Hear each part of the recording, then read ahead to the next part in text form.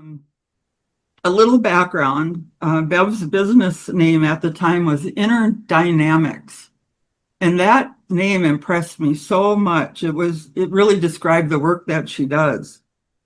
Over the past 4 decades, Bev has become a pioneer in what she calls quantum energy healing and channeling. Her work invites us to bring ourselves into a new future by asking a powerful question. What brilliance is life calling forth in you? And by the way, she writes a column for the Inner Voice on all of these magical channelings and healings that she does for people. Bev is the author of Luminous Infusions, Wisdom to Inspire Self-Awareness, Discovery, and Empowering Change. And she's also the co-author of The Art of Ecstatic Aging and Share Your Brilliance, which has become a #1 international bestseller. She works privately with individuals and groups around the world, helping them awaken from limiting unconscious patterns to discover new possibilities. You can sample Bev's energy work on her YouTube channel. Today, Bev will share how to identify, clear, and communicate with spirits that carry historical frequencies and past trauma, unresolved emotions and illness, energies that may unknowingly be influencing your home, your property, and your life. So please join me in welcoming my longtime friend and editor of the magazine, Bev Brunelle. Wow. Thanks, Nancy. Nancy said what we're going to do today. I've got some great stories, as you all may have experienced with considering the afterlife report. You're all working with all these multidimensional experiences. Some of them are in other dimensions beyond the earth, the solid earth, but others are in the earth. And they can affect the people who are living there, doing business there, in very strong ways. They can be interfering with the relationships of the people in the building or on the land. And I'll give you some stories if you'd like. So I'm from New Hampshire, and I got invited to a friend's business to clear their property. And they had bought a very old farm in New Hampshire, a lot of acres. And it used to be the farm. It used to be the police station, the local police station, and jail. And now it's a bill collecting agency with great consciousness, I'll add. They were hearing noises in the ceiling over one of the offices, a woman crying in a closet off another office. They have a night watchman, so there's somebody in the building 24/7. The basement was big old stones. If you've ever been in New England in the basements, big old stone walls. And he said he would walk by certain areas and just totally get the chills, totally get creeped out. And he tried not to go down there as much as possible. And there was an old area that was, used to be, when they used coal to heat the building. So it was all stone and warded off. And there was something in there, he said. So I arrived at the building, and an entourage, the owner of the business and an entourage of some of the workers wanted to come and join me on this tour of the noises that they were hearing to see what we could find out. Well, what I found out through doing this work in many different places around the world is that the noises and the sounds and the sense of something there's a message in it.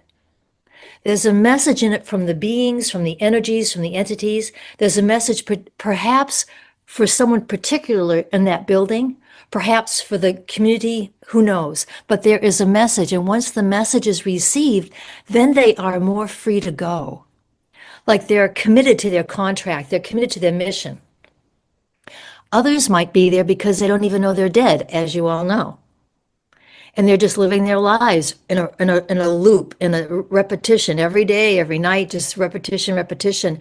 And they can't see that other time the future has come. They're still looping in the past.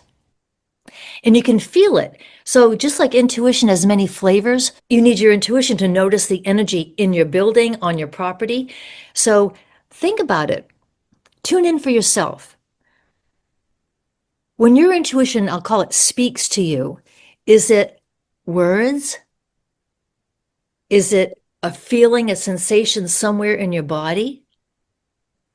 Is there a sense of pressure someplace around you? Is there like that, they call it what, chicken skin or goosebumps, do you get goosebumps when something is wanting you to pay attention?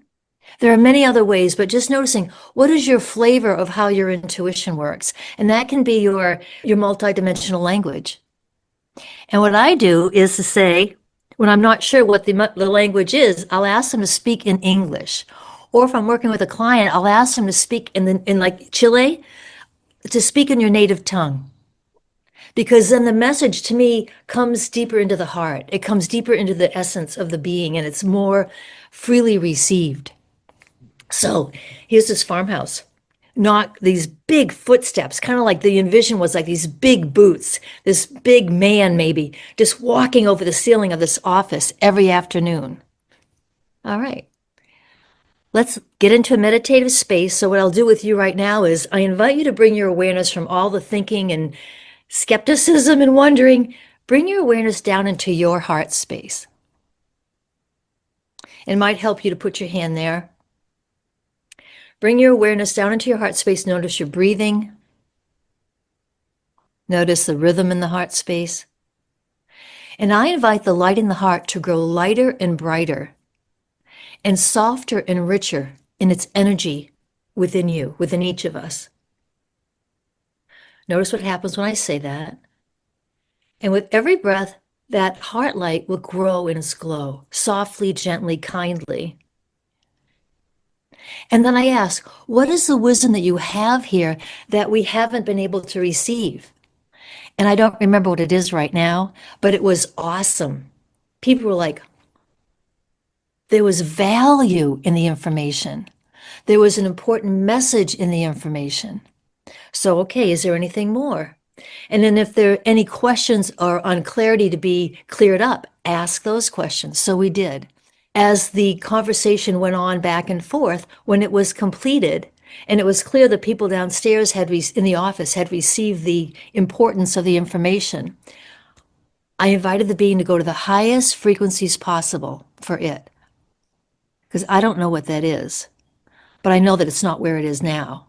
So I invited to go to the highest frequencies possible. And with that, we could feel the energy lifting off, the space getting lighter and brighter and freer. It's almost like, the ceiling opened up. So same farmhouse, the woman crying in this closet that they would hear periodically. So we go into that room, open the closet door. It was awesome. Have you ever been in an old farmhouse, hundreds of years old? It's just this wooden, small closet, because then people didn't have a lot of things to hang in the closet. Wooden closet, shelves. And I saw this gal, she was youngish, and she had her arms on the shelf and she was just like leaning on the shelf. What's going on here? She goes, I'm just stuck. I can't see anywhere. I can't see any out. I am so sad. I am so lonely. I am so disconnected from everyone I love, everything I care about. So then she started, and I look over, and this entourage of workers, one gal was in tears because it was as if the gal in the closet was speaking directly to her. Do not let yourself get caught in only seeing what is right before you. Do not let yourself get caught in all these expectations that are placed upon you.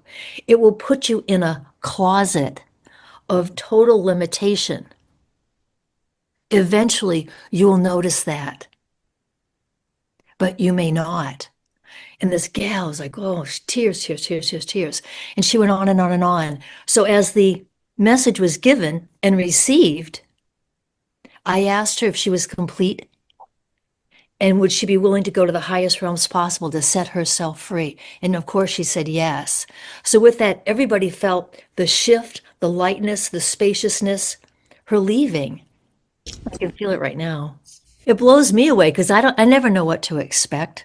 So then we go into another office on a corner, and they had this rug that was like a real modern rug that had like kind of like a zebra. It was very black and white, like a zebra design in it. And it wasn't a happy entity in that corner office. It was really wreaking havoc. And I can't remember exactly what, but it was something about the animalistic quality of the carpet supported the animalistic quality of this energy that was here in that space. And so with those beings, I disarm them. So if they've got any entities that are hanging on or hang out to support their presence to wreak havoc, I clear them up to the highest realms. I clear them to pure creation, which is just dissolving them, disconnecting them. And then I thank this being, this creature, this energy, for its commitment to hanging out here so long, no matter what. Because once you acknowledge the commitment they've got, whether you agree or not, there's something I find that lets go. And then I invited that energy to go up and out to the highest realms possible. So I spoke with the people who own the business, and this was a year after all these clearings had happened, and they said that they had no reoccurrence, and that the people who took over that corner office, which was really challenging before, it wasn't challenging anymore. So for the basement, down in the basement, there were beings trapped in the basement from some other dimensional time. So again, what's your message? Thank you for your commitment. And then inviting them to leave to go to the highest realms possible, that they don't need to stay here in order, it's not the only option for them. And they always go. Whenever I invite them, they always go. So as I'm talking, is anybody getting any chills or anybody getting any strange sensations relating to the stories? Oh, so those are like, I'll call them happy times. So there's another room, a storage room, and it had what I would name as a poltergeist in it. And they were saying that people would run by the doorway, that they couldn't use that room for anything. It just was too creepy to go near. So I don't know what to expect. So I opened the door, and it was like out of Ghostbusters with the big blobs, and it kind of oozed out. It was massive. It just kind of oozed out into this big hallway, and it was disgusting. I mean, it was horrifically disgusting. And it's like, okay, how do I stay centered in this? And, what do I do? What do I do? What do I do? What do I do? So being in the heart space, inviting that heart space to expand within me, to fill me and to surround me with its light. And then, okay, what needs to happen here? Thank you for your commitment to being here. What's up? Why are you here? And it's kind of like, no language, just. And I'm like, you're wreaking havoc here. You're scaring the people. And it's like, you don't belong here, dude. It's time for you to go. It's time for you to go to pure creation. And it's kind of like not moving. It's not going anywhere. So just tuning in and listening very, very deeply. What do I do with this? I haven't got a clue. But then something about being present with it and holding the intention for it to go to pure creation. It doesn't need to go back to where it came from. It doesn't need to go outside another dimension to hang out. Let's take it to pure creation where it can just dissolve into pure creation. So it took a while. I can't remember everything I did, but it happened. It went away. And everybody could feel the difference. It was crazy. So the fear went away because people backed off. When I opened the door, people backed off and backed away. I mean, you never know what you're going to get. So one more story on that property. So in New England, there are all these little plots, and maybe in Wisconsin too, little cemeteries on farmland, with 6, 8 people, family. So they're like, there's a cemetery out there in the corner, way over there. Well, let's just open the window and check it out from here and let's see what happens. So I look out, and I've never seen anything like it in my entire life. These people from another time were dancing on their graves. They were ecstatic. They were happy. They were in timelessness. And there was music, and they were just having a good time. I've never seen that before in a cemetery. This is cool. And then I noticed one grave, and when there's a girl in there, she was probably 13, 15, and she was in there, and she was in her box, which probably had decayed by then. And she's like I don't belong here. I'm not invited. Well, let's turn that around. So we invited her up and out of her spot where she had all these, ruminating thoughts over and over and over again about not being enough, not being welcome, not. Inviting her out of that trance, out of that loop, and into the party where everybody welcomed her and she joined the dancing. It was just like so uplifting because we could feel it in our bodies. I could see it and you could feel it, the energy in the air, the energy in the space. It was really awesome. So like I said, it used to be a prison and a police station. So they had all kinds of people come in with different dynamics going on and entities attached. And that was the room where they had the call center. So people calling in about their bills, which isn't a happy thing to deal with anyway. So it was full of entities.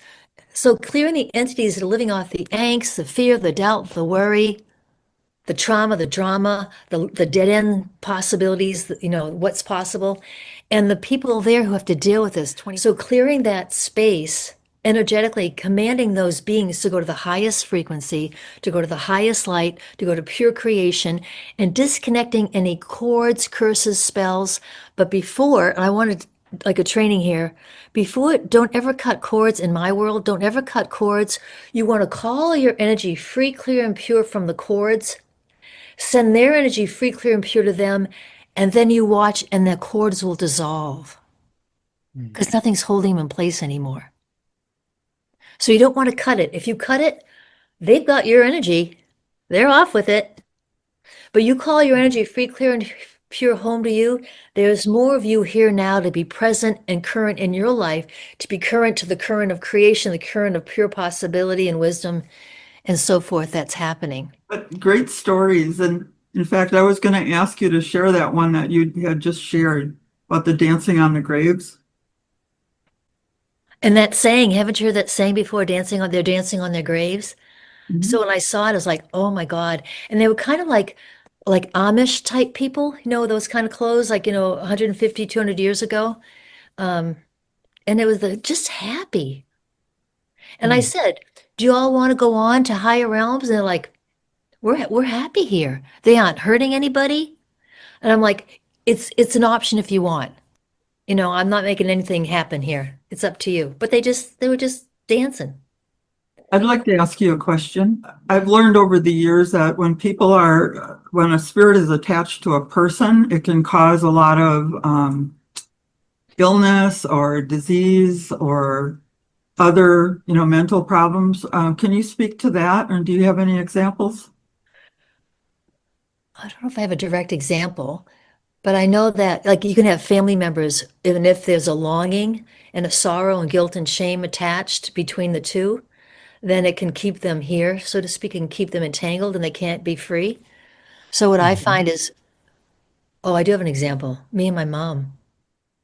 Ho'oponopono is a very powerful prayer to do when you're with someone there's an entanglement with, to clear the energy of fear, shame, blame, guilt, suffering, and so on. It's so powerful. And I'll just tell that story real quick. So my mom died. We had a come and go relationship, happy, not happy, judgmental, not judgmental. And I did Ho'oponopono with her for weeks before she died, not knowing she was dying. And then months later, she had died and we were cleaning her house out to get it ready to sell. And this energy appeared to me, and I knew it was her. This massive light. And I could feel it in me, around me. And it was like, whoa, I had to sit down. And telepathically, I'm getting chills again. I'm going to cry. She says to me, I am so sorry that you could not feel my love, that I was so committed to the contracts that I made before I came into this lifetime to be a certain personality, to be a certain way. And I saw it hurting you. I saw that you couldn't feel my love and it hurt me so deeply, but I was more committed to that contract than I was to letting myself be open and free flowing in my real love for you and the family. And she went on and she goes, do not let this happen to you. Because you do these contracts, because you agree to these contracts before you come in, you are not obligated, but you're told you are. You are not obligated to stay with it your whole lifetime. As you rise in consciousness and you see this is hurting people, I don't want to do this. You can change. You can open up your heart to yourself and to those who you are with and change and grow in consciousness and share that. She goes, tell people. So now, since then, when I work with clients and I find out they're in these loops and these patterns, we go back to before they came in. What were the agreements? What were the contracts? Who was there with you then that's with you now that's making sure you're carrying out those contracts? What is the assumption of being punished if you don't? So we clear the entities that are involved, living off the contracts of guilt, shame, blame, commitment, loyalty. One of my YouTubes is on what story have you lost yourself in? What loyalty is blinding you to how you are with yourself and with others? We have more capabilities than we're taught. We have more capabilities than we understand. Wendy is like, holy wow, the keeper of the secrets, the container ship queen of all kinds of possibilities that other people wouldn't even consider.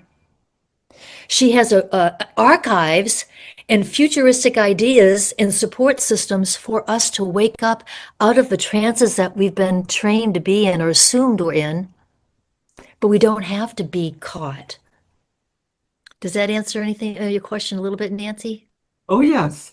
And I agree with you in that we do have a contract before we come in, and we have things a certain way. And I think for at least half of our lifetime, we think we're stuck there.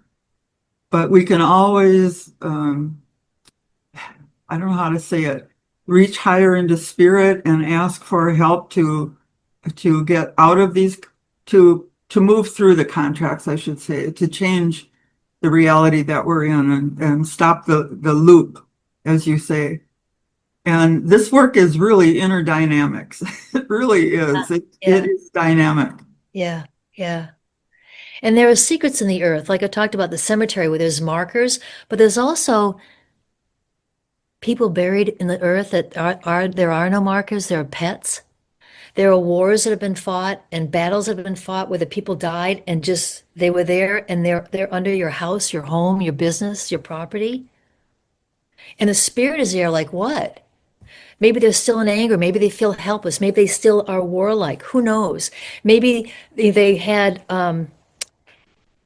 wishes and dreams they never could fulfill, but they're still in the air. Unresolved emotional issues, they're still in the air, and they're influencing our field.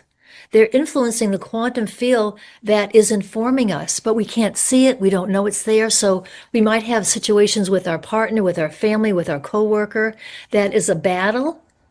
But if we deal with this unseen energy and bring it to higher realms, those battles dissolve and new possibilities come in. It is amazing. And everybody is happy. I have a quote on my website. I think Nancy might have read it. Something like, I believe that each of us are here to bring the future into the now, to wake up into creating new worlds of reality. This moment, the next moment, right here, right now, tomorrow. And how do we do it? By paying attention, by asking for clarity, for help, by tuning in when something doesn't feel right. It probably isn't. Ask questions. Delve.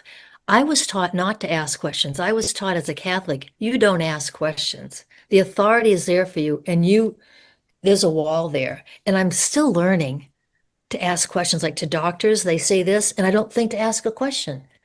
I got to change it. I've got to stop that loyalty to the Catholic trance.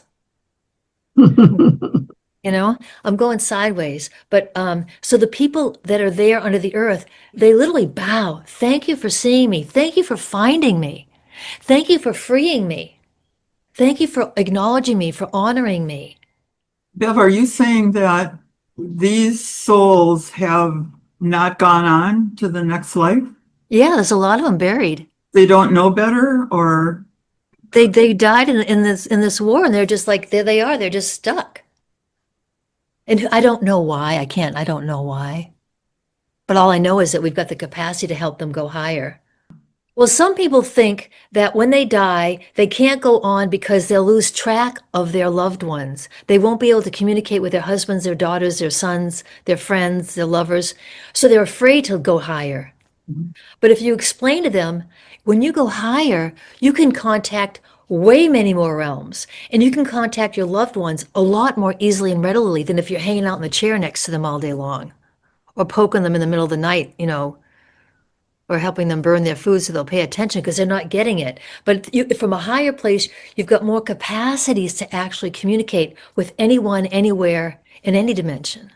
And then when they realize that, then they're more willing to go.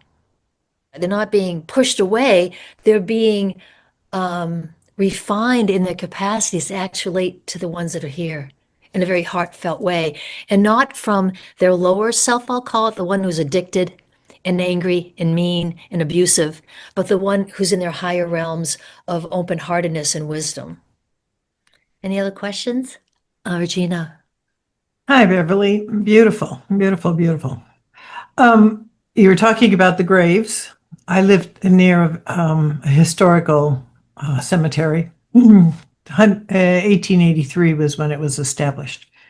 And there are so many in there that are still there, joyfully, joyfully. And often when we have these wonderful picnics at our little church the church that was built at the same time we've just restored, I walk by or I walk in and all the ladies are in there singing a lot of the church songs and stuff. You can hear them from the cemetery. And I've spoken with them and about letting go, leaving. So many of them have more families here. Their ancestors are here as well, many of their family lines. And they have told me that it's not that they can't go, they're choosing to stay. They do go, but they're often, when we have activities at the church and stuff, they come back so that their families, their lineage remembers their lineage future, their grandchildren, their great grandchildren, and many of them double greats, come back to the land and remember from them. Does that make sense? They're actually sharing their memories of being on the land when they first came here as homesteaders, and they're giving that privilege of knowledge to the next generations that come through. It's not that they can't leave, they do. They come back and forth. Yeah. Sometimes the place is absolutely empty, and I'll say, "Where is everybody?" And it's dead quiet. Once in a while, the old cowboy comes through with his horse and stuff, and he used to be a ranger out here, and he wanders through. It's just amazing. And so others I'll find that are, well, there's a woman here who is staying here. She does not want to leave. She's not ready to leave. She's waiting for her husband, who comes and visits her every week. Oh, And he's still alive. he's still alive, and he can't wait to die so that he can be with her. Oh. And so she promised him that she wouldn't go on to heaven without him. So she'd wait for him. And that's what she's doing. And she's perfectly fine, perfectly happy. She gets in the car with him when he drives off, and she talks to him as he's crying and stuff. And I've seen her in the car when he's with his dog in the back seat, and I can see her in the car with him as they drive around the hills. I think part of our clearing of land and clearing of entities or people, we also have to honor their choices, because Sure. it's still a free will. Yeah. And then also, like you say, talk to them and ask them, would you like to move on? Would you like to experience something much greater and be able to do that much more? And it's not leaving what they have, it's expanding the possibilities. Expanding. They can yes. come whenever they want, and they can still show up in the car with the dog. Right. And it sometimes, they just can't do that. She's not there yet. She's been in the ground for about 3 years, but she is still not ready. And I go talk to her all the time and ask her. And I've asked some of the other ladies there to take her who know her. What a commitment, huh? Yeah, it's just, it's really interesting when you begin to have this relationship with all these different individuals who, the unseens, the invisibles. Hmm. Anybody else want to share a story or a question? Yeah, I just thanks. Regina and I were in touch with Charlie Tart not too long ago. Did you know him, Charles Tart? No. He was one of the early parapsychologists. He lived in the Bay Area, and he passed last year. And I knew him personally. He is evidently in an astral place. I mean, he was a very left brain kind of guy, very geeky, interested in technical things, and he's residing now in a place that he describes as a railroad. He's on this railroad train, and other people are on the railroad train that he converses with about mutually interesting topics, and he gets off the train and examines the environment and gets back on the train and so on. And that's his reality. His wife Judy passed about a year before he did, and she's on a more rarefied plane. And he says, well, she keeps asking me, when are you going to come up to my plane? And he says, I'm having too much fun here. That's where we left it. He was just exploring in his own geeky way. And it's not that he wasn't aware of the higher level, but he was just content and having fun where he was. I think you make a good point, and so did Regina, about not assuming that we know better. Yeah. Yeah. That is very, very, very good point. Thank you. Yeah. Thanks, Daniel. Steve Fryer. Yeah. Hi. Hi. The thought just occurred to me that so far we've been talking about grave sites and people being buried underground and blah, blah, blah, which is fine. But what about cremation? What happens? Yeah. Can you still communicate with souls? And what do you know about their experience when their body is being cremated instead of buried? My mom was cremated, and I kept praying for her. I kept saying, you're going to be cremated here, so you got a choice if you want to stay in your body or not before it happens, and you can go. And Well, you discussed it with her before. well, this is all telepathic. But I mean, you're talking about before she died or after? Let me think. Oh, it was before. It was first of all when she was apparently going to be dying soon. I was like, you don't have to stay here for us.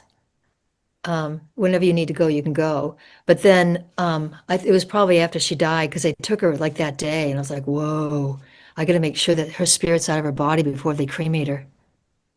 That was just me. So I'm not an expert on that one. I don't know, but that is a good question, Steve. Well, if anybody has any insights on that, Yeah. I'm open. That'd be a I good would one. like to just add something.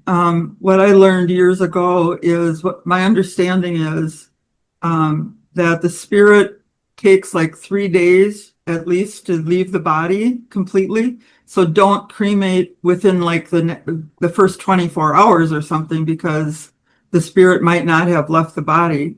But in 3 or 4 days, you can be pretty sure that it's gone on. Well, maybe I was like, if I can help her get out of there before they cremate her, and it's not Oh, 3 yeah. days, you know what I'm saying? I'm Yeah. going to go for it. Well, usually they don't cremate like the Yeah, next day. Yeah, I don't know. I don't know what Usually, happened. like 3 or 4 days later. And the same with funerals too. They usually don't have a funeral until, several days later. Yeah. To be Well, Well, also they there's- need a death certificate, and that can take a week. Oh, who said that? That's interesting. Good to know. Yeah. Hi, Priscilla. That's good to know. Yeah, they need a death certificate before they'll cremate, and that can take a week or more. Oh, okay. Well, but that depends on the country, because I know my aunt was cremated that afternoon Oh, Ooh. where was that? in Mexico.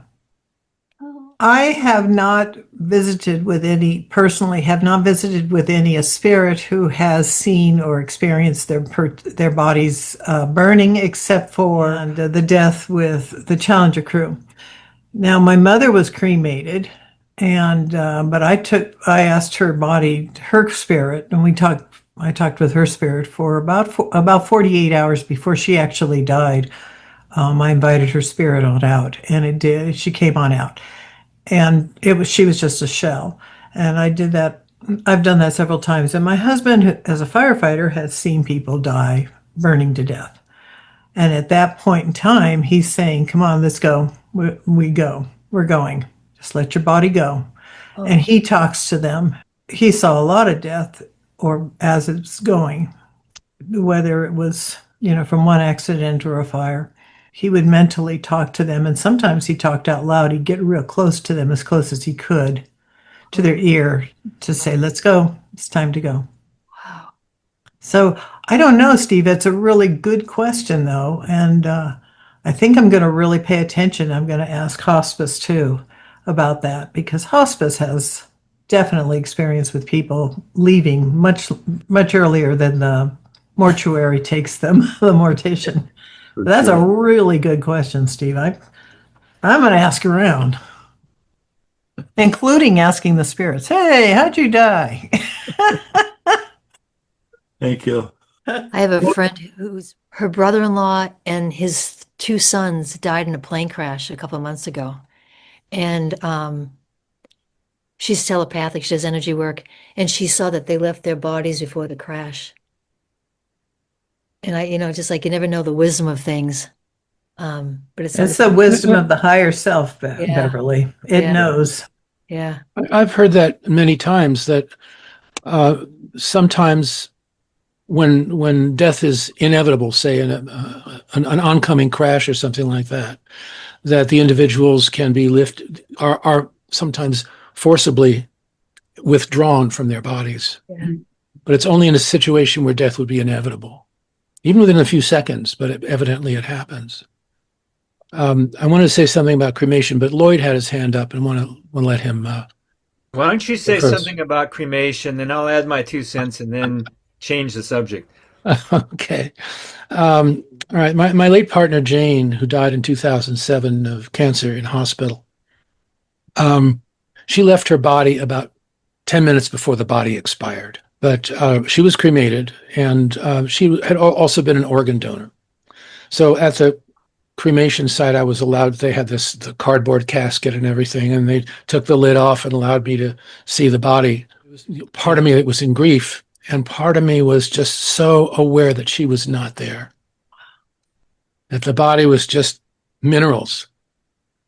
And it totally calmed any sense of grief that I had. And then we closed it and we watched the casket go into the oven and everything. And it was like, whew, Wow. And I've since communicated with her, thanks to Regina and some other wonderful mediums of my acquaintance. And I had asked her at one point, I said, it's my impression that you left your body about 10 minutes before the body expired. And she said, yeah, I did. I said, why? I said, because I couldn't stand to see you see me in that condition. Make of that what you will. Okay, Lloyd? Yeah, a friend of mine was present in the room when his mother died with their 2 German shepherds. And he saw something come out of the body and float into the corner of the room. And he was a total skeptic before this time. But when the dogs started looking in the corner too and barking at it, that was when he started thinking, hey, there's something more. And he's a total, afterlife geek now, has been for years. So, yeah, I think it's different for different situations. To change the subject slightly, the apartment that I live in, it's the 2nd story. It's a house that was jacked up, another unit put underneath it. And this house has a history. At one point, a SWAT team came to arrest the druggies in the house. People across the street had to, get down. Sometimes I think that there's also some energy from indigenous Americans who are saying, hey, what are you doing here? It's actually been quite a bit of mental turmoil. But when I started doing the velo meditation that the IAC does, International Academy of Consciousness, and they also had a clearing protocol, which I kind of want to go back to now that we're talking about all this, because I don't know how much of this energy that I've felt before has been cleared out or not. I do the meditation for myself all the time, but I kind of don't want to force anybody out of the space, you know. I'm kind of a conflict avoider, I suppose. So I just wonder if you have any thoughts on that. Well, I, for what it's worth, I suggest there are entities hanging out from the drug stuff and that penetration of boundaries from the indigenous, from what they experienced, and also the SWAT team. But it's just a penetration of boundaries over and over. So I would suggest clearing the entities on that type of theme mm, and see what happens. right. Don't just penetrate their boundaries again, but No, you get them to go back to source or pure yeah. creation. You pick where you want them to go, but they don't. They're wreaking havoc.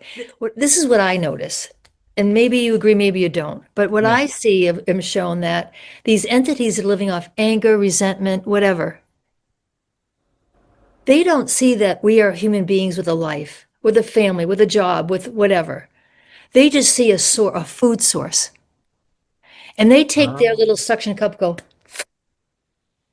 And they need our energy from the anger and the resentment. So they stimulate things in our lives that bring up anger and resentment because they got to keep the mechanism working.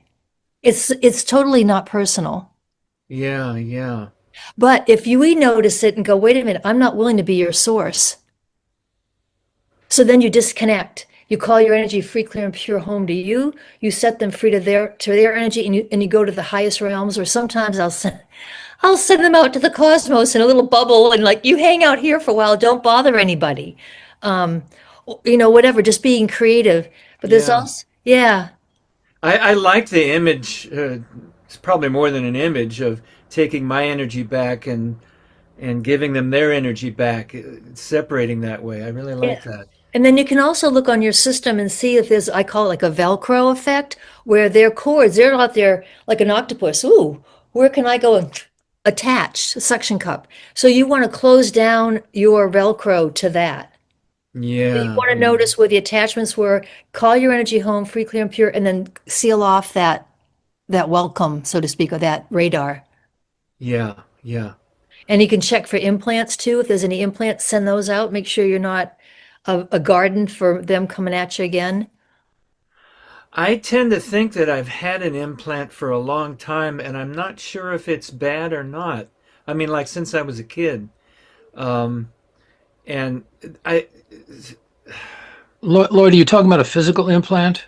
no, well, no, not necessarily a physical, but more like a contract, but it's physical in the sense of there's an energy there, and an energy worker who moved next door for a little while, or into our community for a little while, was doing some energy clearing with me, and he sensed something, and he said, "Oh no, I better not touch that," you know, and that just kind of resonates. I think I'm here for a purpose, and that has something to do with that purpose. But it gets mixed up with all this other stuff, you know, from family and from, you know, from the land here, the house here. Well, one thought would be to go and do some automatic writing about it. Go ask for the origins to talk to you, like what's its purpose, what's its intent, and help it give space for it to reveal itself. And then you be at choice. Don't assume. The key is not to assume. Be curious, but don't assume anything. Yeah. And ask a lot of questions. And then how do the answers feel in your body? Does it feel like a yes? Does it feel like a no or an oh no? And to trust that bodily response. Yeah. Yeah. Okay. Because as they say in the old country, liars lie. They will not say, yes, I'm lying. Right. Right. So, Okay. Yeah. I'll work with this. Thank you. yeah, be Yeah. curious. Yeah. Yeah. I'll let you know. I'm in the. Oh, good. Anybody else have any questions or stories or? Oh, Marianne. Hi, Marianne.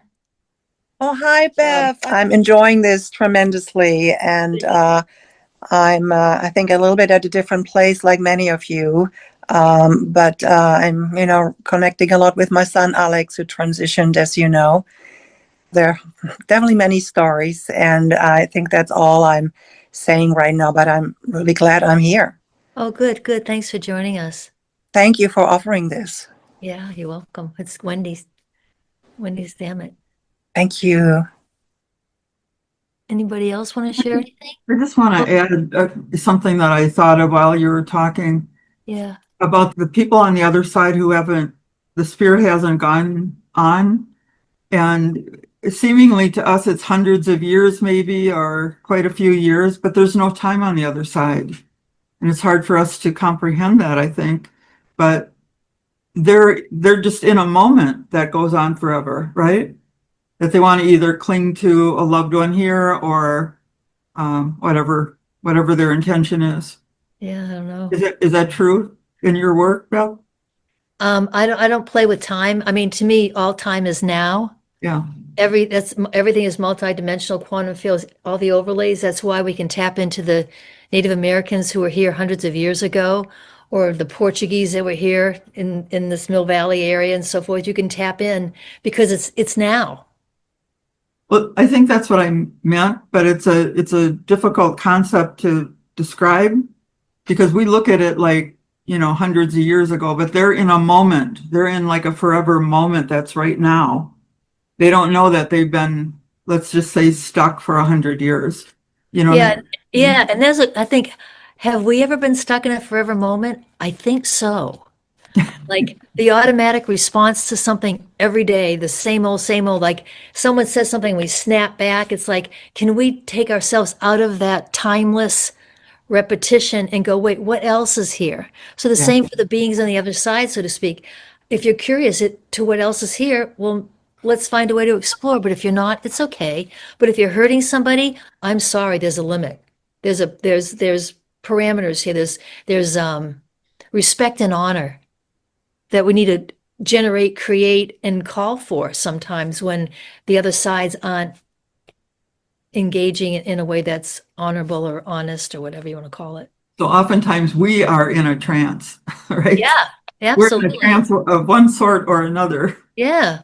Like the 5-year-old who always tantrums when such and such happens. And, you're in your 60s and then you still got the 5-year-old acting out. We're going to love her up and say, hey, sweetie pea, the adult's in charge. You can come sit on my lap, but you're not going to be in charge. And let's clear the trauma so you're not reliving it and we aren't all reliving it. Let's clear the trauma. You don't need to live there anymore. That's so well put. Thank you. I have something, if I may, Beverly. Yeah. I had to sit and write because our good friend Gordon is here. Oh, cool. In response to Steve's question about cremation. So I'm just going to read what he wrote. Good afternoon, my friends. Gord here. Since my arrival, I have had the opportunity to visit with many extraordinary types of transitions. I would like to share a few experiences or stories that I have become aware of. The type of transition, including the release of the spirit, has mostly to do with their existence in the body currently, that their morals of their lives and their belief upon the time of their departure will determine the outcome or their experience. So he says, do any experience the cremation process? Absolutely yes. Does this surprise you? It does. Some spirits have requested this experience for the impact of the lesson, also for the complete separation of the soul or their karma with a soul group or tribe that has completed itself. What else? There is so much more, but we'll share later. Gordon, to elaborate a little bit, what he was showing me is that those who've requested to have this experience of the death experience, the full-on death experience, traumatically, whether at a cremation or a traumatic death, is to experience the completion of the contract, like you were saying, Beverly. Some people go their entire life with contracts. The others is the completion of dealing with that karmic loop that is often happens. and to release it completely. But what he was showing me was the same way a child, when they have their first incarnation into the human body, they have to go through that experience. Sometimes it's merely to have the conception. Sometimes it's to have a conception and go through the entire birth canal. Others, it's to have a conception and have an abortion. It's just all these different ways that people can come in, or the spirit can, or the soul can come in to claim a physical existence, and then they can continue further on. So it's, Gordon says he didn't experience his. Just want you to know. He didn't experience his. And in fact, he was gone before his was even at the morgue. He was gone. He stayed as long as he could. And, but he wanted to be out of there as quickly as possible, because he said, I had things to do on the other side. Thank you, Beverly, for allowing Gordon to come through for a few moments here. That's great. Thank you.